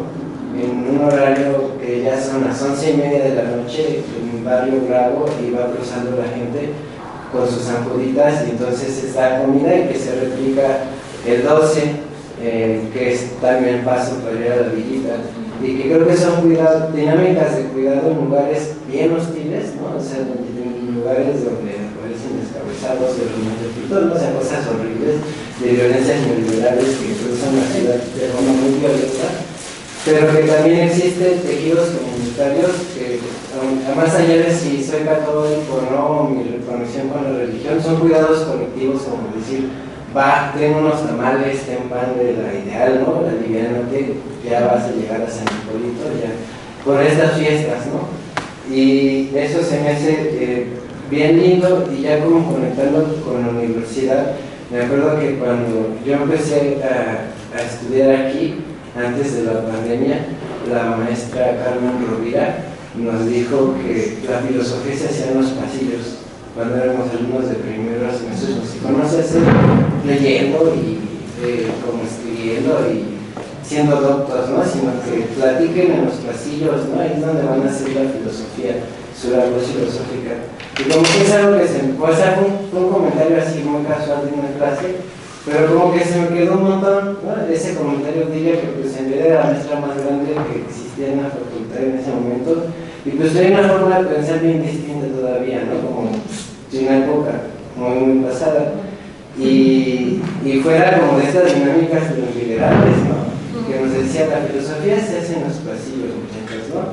Ahí está. Y eso como que se me hace una conexión bien dura con esto de que realmente cartografiemos las prácticas políticas que pasan, porque siento que sí hubo una manera muy distinta en cómo nos empezamos a relacionar aquí en la facultad después de la pandemia, ¿no? Al menos en mi generación hubo demasiada deserción después de la pandemia, casi todos desertamos, empezamos a trabajar, o son muy pocos pudimos seguir estudiando, y siento que hay como que a mí a veces, ahora que trabajo, ¿no? Y que como que ya no depende mi vida realmente de la academia, sino que mi trabajo no tiene nada que ver con la filosofía, pero quiero seguir viniendo, a veces hay como ciertas cosas donde dices, pues me gustaría que tal vez los profesores se hubieran interesado como por quiénes somos nosotros, y si mis compañeros desertaron, o quiénes sí estamos trabajando, o por qué tenemos que tomar horarios de 6 a 8, o quiénes son las personas, ¿no? Como una vinculación más a nivel de individuo, porque creo que sí es algo como que es parte del cuidado, ¿no? Parte del cuidado es interesarte por la otra persona como persona, no solo como un oyente, no como un pasivo que te oye y ves que entra y sale y va, y si no te entregó un trabajo no sabes si es porque, por ejemplo, en la pandemia mucha gente no entregó trabajos porque se murió su papá, ¿no? Y esas son historias de muchos compañeros que por eso desertaron, ¿no? Entonces, creo que esas propuestas de cuidado sí son bien valiosas, y más en un espacio que yo hoy en día veo como tan amable, que es la universidad, ¿no? O sea, en el sentido de que cuando yo habitaba aquí todo el tiempo me parecía muy hostil, ¿no? Pero ahorita que solo vengo 4 horas a la semana y que me estoy moviendo como en trabajo en medios de comunicación, Entonces me muevo como en dinámicas donde el capitalismo está tan presente, ¿no? Y es tan rapaz, y las empresas y los recursos humanos, o sea, y no te dan ni siquiera un vaso de agua porque el patrón, el jefe de la empresa no quiere gastar en poner un bote de agua, no sé cómo. Y aquí hay agua, ¿no? Hay como comedores más baratos, ¿no? Porque de repente la universidad se me dejó de hacer tan hostil como me parecía en mi primer semestre. No es que no lo sea, ¿no? Pero que creo que aquí es un buen lugar como para interesarse en quiénes son ustedes, ¿no? Quiénes son todos ustedes y quiénes soy yo y así. Y pues me hace bien chido porque es retomar estas prácticas de cuidado ante la digitalización voraz, ¿no? Que es brutal y que a mí, o sea, uno se engancha bien fácil en los reels. Sí, yo sí, ¿no? O sea, fácil, 10 horas, 10 horas de vida, así. Y no sé ni cómo, ¿no? Y en mi chamba también producimos cosas para que la gente se enganche en eso, ¿no? Pero de repente estos espacios de habla creo que están chidos y también está chido remarcar eso, ¿no? Que tal vez todavía son como demasiado jerárquicos, demasiado pasivo-activo, ¿no? Demasiado. Y creo que yo también concuerdo contigo en que la vía del cuidado es bastante interesante como para resistirnos un poquito, ¿no? Así un levecito, sentirnos que no estamos tan imbuidos en la dinámica violenta del capitalismo contemporáneo, ¿no? Ya, este era un comentario. Totalmente. Me gustó mucho que dijeras eso, o sea, que el cuidado está así en esos gestos cotidianos comunitarios, ¿no? O sea, justo el cuidado sostiene la vida ahí en lo más inmediato, no implica acciones extraordinarias, ¿no? Pero en un escenario en donde, digamos, se ha lucido este individualismo, ¿no? Se ha normalizado el autoritarismo, pues el cuidado aparece como excepción, ¿no? O sea, no tendría que serlo. Me gusta mucho que dijeras eso. Y definitivamente la pandemia yo creo que mostró una falta de cuidado enorme de la universidad hacia sus estudiantes. O sea, yo recuerdo que en el regreso era lo que más hacían mis estudiantes con mucho dolor. O sea, se sentían como muy afectados, muy lastimados de que la universidad tuviera esa consigna de tenemos que seguir, ¿no? Y no importa quién se quede en el camino. Eso de suyo fue muy violento, ¿no? O sea, justo no reparar, no detenerte en cada persona que forma parte para saber cuál era su situación, ¿no? Cuáles eran sus circunstancias. Asumir que todo el mundo podía tener clases en línea, que todo el mundo podía volver a la presencialidad y hacer como si nada hubiera pasado, es por demás irresponsable, ¿no? Aquí Juan y luego la compañera. Gracias, doctora. Muchas gracias por la presentación y por la invitación a compartir el problema, abrazar el problema. Tres puntualizaciones, tres preguntas, un comentario, más bien una suma. Yo desde hace 2 o 3 semestres en mi clase de Filosofía en México he tratado de hacer partícipe de justo una narración del malestar de la universidad y cómo lo viven los chicos, ¿no? Tengo muchas historias, tengo muchas narraciones de los alumnos, alumnas. A mí me parece que esta idea de la universidad, incluso jugando el indecidible, es un cuidado. La universidad es un espacio de violencias, pero también de cuidados, y justo las narraciones que yo tengo juegan en ese rol, ¿no? Ellas perciben las violencias y al mismo tiempo encuentran, como justo el compañero estaba mencionando, yo me sumo a la propuesta de la doctora Aguilar, y bueno, me sumo yo y más bien se suman algunas narraciones que hay de los compañeros. Eso primera. La segunda ya es una pregunta más metodológica, más preguntarte por qué la decisión entre antropoceno y no capitaloceno. Me parece que hay una diferencia y una dimensión discursiva en esa decisión, y que tiene que ver con la responsabilidad. Yo me parece, tú me preguntas y yo solamente te doy mi opinión, ¿no? Antropoceno me parece es responsabilizar lo humano con respecto a a lo que pasa, al malestar que vivimos. Y capitaloceno sería más bien responsabilizar una lógica que atrapa a ciertos humanos. Es decir, el humano es ambivalente, juega entre lo violento y lo positivo, negativo, como queramos verlo. Y nombrar capitaloceno es nombrar el modo en el que una lógica, una forma de organización termina apropiándose de humanos, apropiándose de vidas y logra expresar todo lo que estaba haciendo. Esa es la segunda pregunta. La primera pregunta, perdón. ¿Por qué esa decisión metodológica entre antropoceno y no más bien capitaloceno? Y la tercera, nada más como cuestión, ¿qué opinas tú de las políticas educativas de los gobiernos de Morena que justo están abriendo universidades situadas, ¿no? Y que quieren o lo que pretenden es construir saberes en la necesidad del lugar en el cual están focalizadas, ¿no? ¿Cuáles se parecen a la idea de construir universidades no neoliberales o qué opinas? Interesante pregunta. Bueno, sobre lo del antropoceno, yo, digamos, usé el término porque es el que, digamos, se usa de manera generalizada, ya para referirnos rápido a la crisis ambiental, pero por supuesto, en las discusiones sobre cómo llamarle a esta era, pues está toda esa discusión entre el antropoceno, pues es responsabilizar al humano, es el humano, la influencia del humano en la naturaleza la que ha causado eso. Luego es, bueno, no, es más bien el sistema, pues es capitaloceno. Pero hay muchos otros términos, ¿no? Y si se trata de qué prefiero yo, pues yo prefiero usar el término de Donna Haraway, que es zuluceno. Ella utiliza este concepto extraño, casi difícil de pronunciar, para decir, a ver, ni siquiera tendríamos que verlo linealmente, ¿no? No es una era nueva, más bien es un tiempo atemporal en el que tendríamos que hablar de una subjetividad más que humana, terrana, diría Bruno Latour, ¿no? De los habitantes de esto que llamamos tierra, ¿no? De los cutónicos, dice Haraway.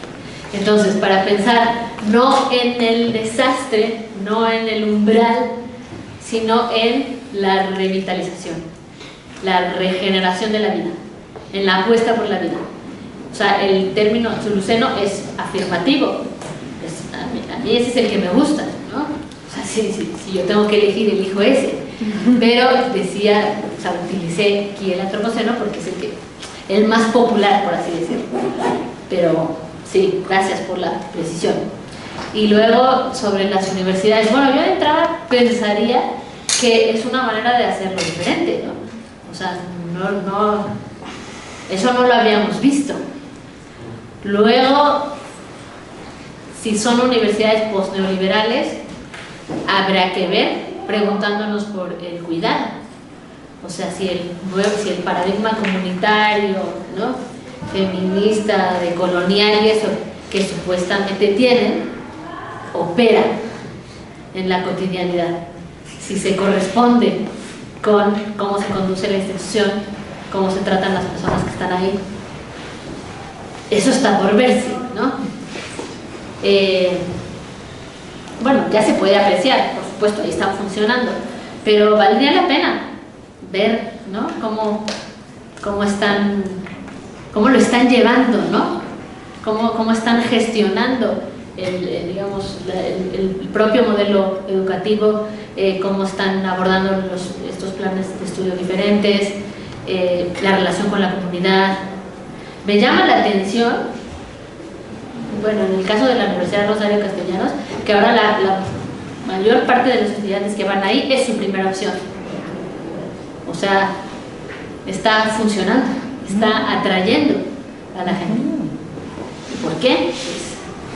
Pues porque tiene otros planes de estudio, otra manera de entender la relación con la sociedad, en fin. Entonces, eso ya es un indicador, pero estaría muy interesante ir a ver la dinámica, ¿no? Porque creo que ese es también parte del asunto, ¿no? Que eso que trabajamos, ¿no?, nuestros marcos de interpretación del mundo también sean nuestra ética, ¿no? En la universidad, nuestro habitar la universidad, ¿no? Debe haber una coherencia entre eso que investigamos, eso que tratamos en nuestras clases y nuestra conducta. Pues esa es mi respuesta. ¿Quién habla? No, pidió primero la palabra la compañera de atrás, después Jessie y después Andrés. Quería preguntarle,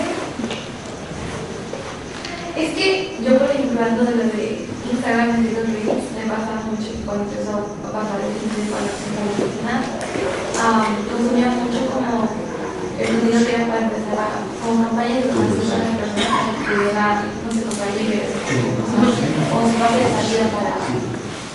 ¿Puedes hablar un poquito más fuerte? Sí, perdón.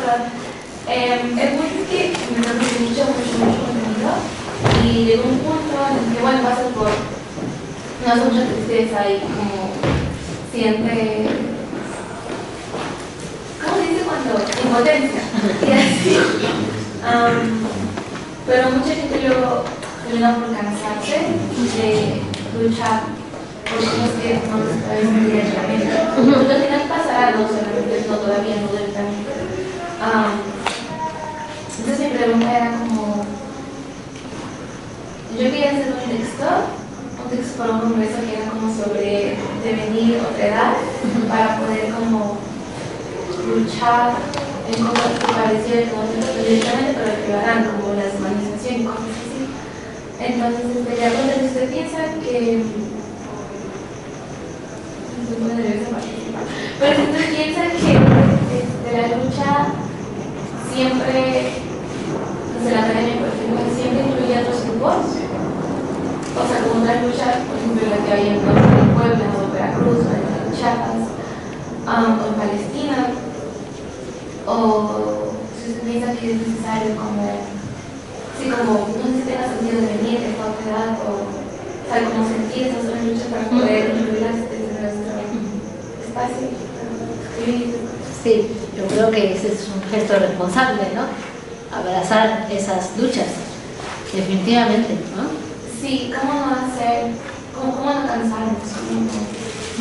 Y sobre todo es cómo podemos, digamos, poner en común nuestro saber, o sea, la especificidad de nuestros saberes, ¿no? Eso creo que es importante, ¿no? O sea, sí, por supuesto, desde la solidaridad, ¿no? Y el reconocimiento del otro, pero también qué podemos hacer en nuestro hacer, en nuestro pensar formal, digamos, para pues integrar esas luchas en nuestra propia vida y ser partícipes, ¿no? Asumir los problemas como problemas comunes, ¿no? Es que creo que eso es como, digamos, la clave de esta era, ¿no? Esta idea de la lucha es por la vida, pues si la lucha es por la vida, pues todo aquello que sea una postura vitalista, pues ha de ser abrazado, ¿no? No sé si eso responde bien. ¿Ya? Gracias, es muy increíble. Pero tengo dos dudas de los comentarios que sacaron. Y es, lo apunté aquí medio. Creo que no podemos pensar las ecotecnias sin pensar en monopolios hegemónicos extractivistas. Y en tanto eso es cierto, entonces todas nuestras resistencias, al menos las de los aquí presentes, tienen un componente medio postcolonial, al menos en ese término tecnológico. Y no sé cómo, porque esta es mi nota, soy un osito cariñosito, cómo pensar estas resistencias que ya existen como un punto de oxígeno. Justo por lo que la compañía estaba diciendo, la gente se cansa de luchar. Y estaba pensando ahorita que el compañero decía, es que la gente da comida y eso es un acto de cuidado. Y sí, es cierto. Y no sé, yo también estuve en el ITAM y para la generación que yo estuve, lo que tú lograste es, o sea, mi experiencia hubiera sido distinta. Yo tuve que entregar exámenes el sábado en la mañana en la casa de Drexler, por ejemplo. O sea, era una cosa horrible. Y, sí, bueno, su clase era horrible, pero además entregarle los exámenes era horrible también. Y como todas estas cosas, yo oigo a la gente que estuvo aquí en el 99, y es que es otra universidad. Y oigo lo que ella vivió y no tiene nada que ver con mi experiencia hace 20 años. Y lo que está pasando con los chavitos que entraron ahorita post pandemia no tiene nada que ver con lo que a mí me pasó cuando entré a esta universidad hace 5. Y hay algo ahí que sí es cierto, tenemos que seguir luchando y tenemos que tener estas cuestiones muy mal encabezadas enfrente, pero también debe haber un resquicio en esta resistencia postcolonial a la tecnología y al neoliberalismo en el que nos permitamos ser felices y decir, esto se logró y esto también está pasando. Y no sé cómo decir esto sin sonar como la tía panista, perdón, pero o sea, el mes pasado que entraron al Senado a protestar, yo decía, están adentro del Senado y nadie los está gaseando. O sea, y eso me voló la cabeza, porque a mí me han gaseado en Reforma incontables veces. Y en algún momento de mi mente tuve que decir, no es posible que esté celebrando que no lo gaseen. Y hay algo ahí que no sé cómo operar, porque sí tenemos que seguir poniendo de frente las luchas, pero también los logros, y no sé cómo combinarlo. Sí, muy buen punto. Yo creo que eso es un señalamiento histórico, ¿no? Bueno, porque siempre lo vivimos como fracaso. A veces hay muchos movimientos que incluso creen que han fracasado y no, todo lo contrario, ¿no? Por lo que dejan como legado a las siguientes generaciones. O sea, no se puede pensar solo en lo inmediato y en lo local, sino siempre conectado con lo demás, ¿no? Sí, definitivamente esa cartografía, como yo decía, pues no debe incluir solo los malestares. Claro que tenemos que recuperar qué sí estamos haciendo en la universidad para cuidarla, ¿no? ¿Cómo estamos haciendo la diferencia en la docencia? ¿Qué investigación estamos haciendo que se sale de la lógica del mercado, ¿no? Donde hay un conocimiento más profundo, más especulativo, más comprometido, ¿no? Crítico, por supuesto, pero afirmativo, ¿no? Esté apostando por la vida. Sí, todo eso está pasando y claro, tenemos que decirlo, ¿no? Recordarnos que estamos, que pese a que esto es digamos, la hegemonía, hay líneas de fuga, ¿no? Hay espacios y prácticas de libertad. Sí, qué bueno que lo recuerdas. Gracias por el comentario. Pero la última, el compañero de... Pero, tres apuntes rápidos. La parte que más me entusiasmó de lo que tú estabas diciendo fue cuando mencionaste florecer. Y me quedé pensando con lo que acaban de decir, no solo ITAM, sino en otras instituciones que componen a la sociabilidad, y es que, claro, o sea, yo creo que en la universidad, en su mito o no, algo más bien afirmativo es que se te caiga una ilusión.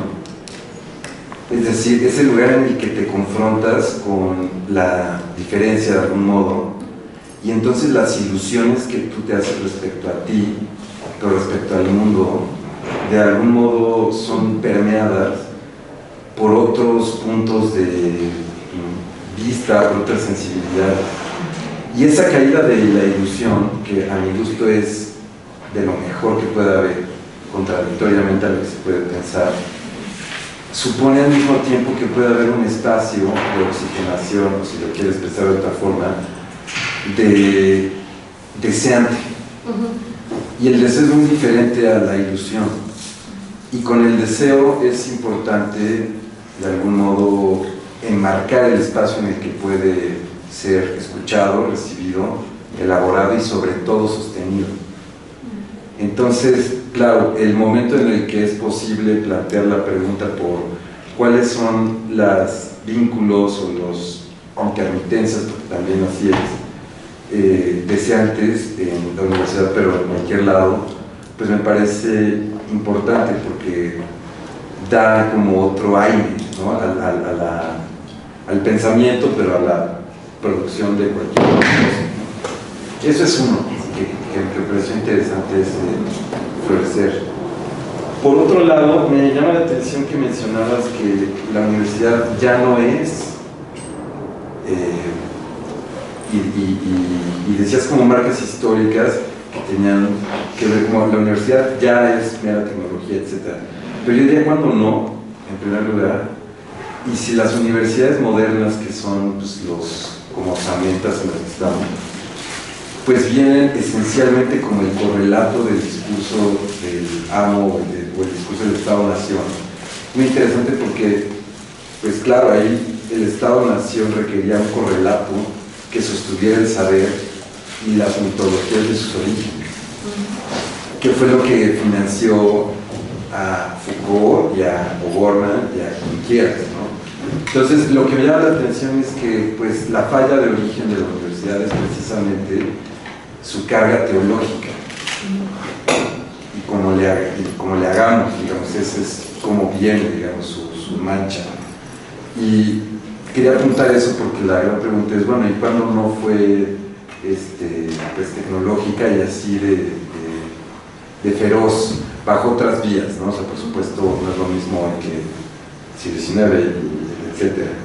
Y por otra parte, es que me llamó mucho la atención lo que nombrabas de estar presente, porque podría ser como casi la misma pregunta, pero ¿cuándo se ha estado presente totalmente y eso qué ha asegurado? O sea, las grandes masas son presentes, un cuerpo místico es presente, ¿no? Religioso, y si cuáles son las consecuencias, en fin, como el asunto de la presencia es todo un tema, ¿no? Y por último, algo que me llamó mucho la atención es que ahora con lo que decía Juan Manuel, es que es muy interesante ver los índices de estadísticas del INEGI, etc. Porque si uno ve las matrículas de las universidades, ya sean privadas o públicas, que se van ensanchando hasta ahora que reducen, es muy interesante ver la proporción y la correlación que hay entre más estudiantes y más mano de obra barata. O sea, como si el horizonte burgués del siglo XX de estudiar en una universidad para establecer una forma de vida orientada hacia el bienestar, etcétera, se hubiera roto. Y entonces en ese desastre que es, pues claro, ahora ese horizonte no solo no va más, sino que está produciendo una retención impresionante de empleo y de florecimiento quizá de deseo, precisamente por formas o vías, digamos, estatales y privadas también, de mantener a las formaciones de posgrado como retenciones de trabajo, ¿no? Y todo el malestar que puede generar eso. Al mismo tiempo que produces una gran mano de obra barata como sistema, ¿no? En vez de tener pues, un filósofo o dos, pues tienes 100, ¿no? ¿Y qué haces con eso? ¿Y qué malestar se produce? Y son la última, yo me sumo a la iniciativa de Mariflor y de aquí, de hacer ese compilado de testimonios, porque pues ya escuchamos que hay mucho que escuchar aquí y en todos lados. Y no sé si un libro, pues también está la radio, hay podcast, o sea, medio sobra, pero creo que es muy importante porque quizá en esas cosas no atendidas precisamente puedan florecer pues nuevas formas de nombrar lo que uno quiere, disipando quizá a lo que uno está sometido. Y ya, muchas gracias. Gracias, profesor. Sí, me encanta esto, plantearlo, la relación entre el florecimiento y el deseo, ¿no? Sí, por ahí va la cosa, o sea, es más un asunto de deseo. Y si un espacio no permite que el deseo encuentre su cauce, pues no es un espacio vital. ¿Por qué estar aquí? Y eso es, con todo lo que dijiste, pensaba, una de las cosas que a mí más me llama la atención es ver a tantos estudiantes tan, digamos, tristes y tan resignados a estar dentro de un aula. Yo digo, ¿por qué están aquí? Si no están bien, si no están felices. O sea, ¿qué motiva su estar ahí si lo están pasando mal? Muy mal, ¿no? Y yo pienso, bueno, cuando yo era estudiante de licenciatura, pues si no queríamos estar en el salón, no estábamos en el salón. Había muchas otras cosas que hacer en la universidad, ¿no? Y las hacíamos. Y quien decía, la universidad no es para mí, me voy, se iba. Pero que pasen 4 años ahí, ¿no? sufriendo, o sea, justo el deseo, no está el deseo, ¿no? Está completamente nublado, ¿no? Pero no es algo que produce en sí la universidad, es un malestar propio de esta era, de esta coyuntura, ¿no? Posthumana. Entonces, bueno, lo del pensar y estar presente, o sea, la idea de la presencia, yo la pensaba más justo en relación con un modo incluso de cognición, ¿no? La idea de cognición con la que trabaja, por ejemplo, Francisco Varela para pensar eso como un atributo de todos los seres vivos, lo define como la capacidad de abrirse a un mundo de relaciones, ¿no?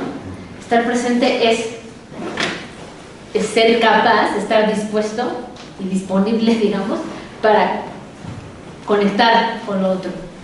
Entonces, no estar presente estás ahí aparentemente conectado a la red, pero estás conectando, estás estableciendo esos vínculos mentales, afectivos. Parece que no, y parece que no porque justamente si reparas en cómo te estás sintiendo y lo que estás efectivamente haciendo, te darás cuenta que no es productivo en el sentido de poético, digamos, no hay creación, no hay posibilidad de atención, ¿no? ¿Cómo decirlo? De implicarse, de aceptar el diálogo, ¿no? De asumir que te concierne lo que pasa ahí. Eso, por ahí va el asunto de la presencia. Pero sí, como dices, es un tema mucho más amplio que eso, ¿no? Pero pues estoy segura que todos los que estamos aquí estuvimos muy felices oyendo. Me alegro, yo también estoy feliz.